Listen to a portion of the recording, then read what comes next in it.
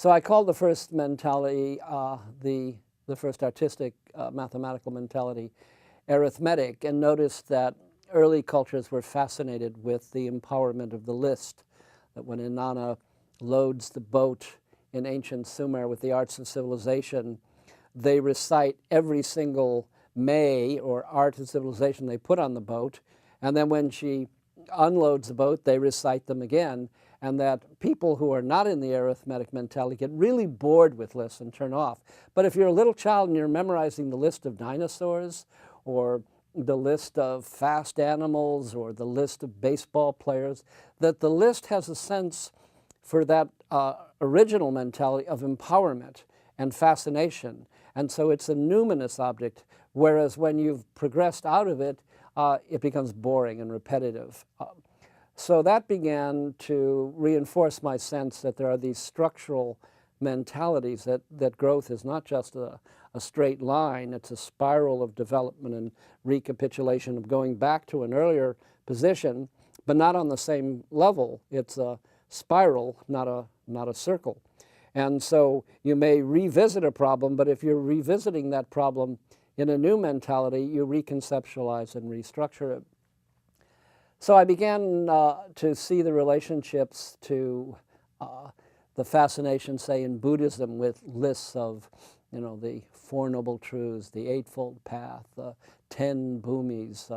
The Buddhists, especially in the early Pali Canon, are just fascinated with lists. And when I was at Cornell and there were some Indian students in my seminar, I was struck with astonishment when one Indian-trained student began to recite a list of the bad novelists of the 19th century, the bad novelists and stuff you wouldn't want to even know. And he was taught that way by a pundit, by rote. And I thought, wow, here's a vestige of an archaic mentality lingering into the modern world. And to us it seems repetitive, boring, silly. So that anthropological moment sort of reinforced my fascination. And then I noticed in Leviticus and Genesis that so-and-so begat so-and-so, who begat so-and-so, who begat so-and-so, and the fascination of the list was generative. It wasn't just a system of numeration, it was a system of generation and of the generations. And so I said, here's the archetypal object of the list again. So I saw the kind of coherence between the artistic expressions, the literary, the mythopoeic, and the mathematical.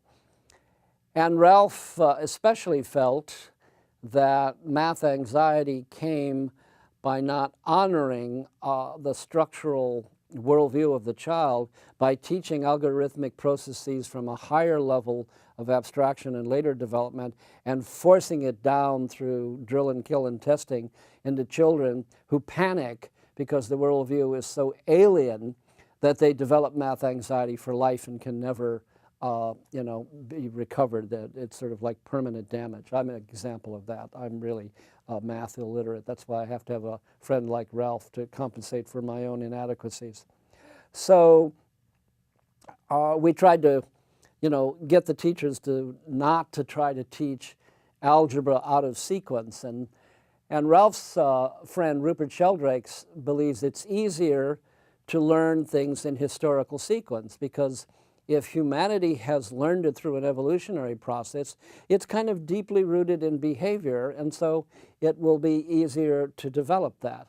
For example, when you get to be my age, you forget names, but you can remember faces.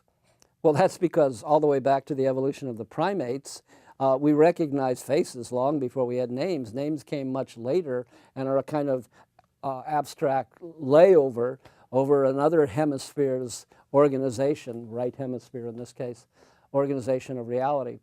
So Sheldrake and Ralph felt very strongly, learn it in the sequence that in which it developed historically.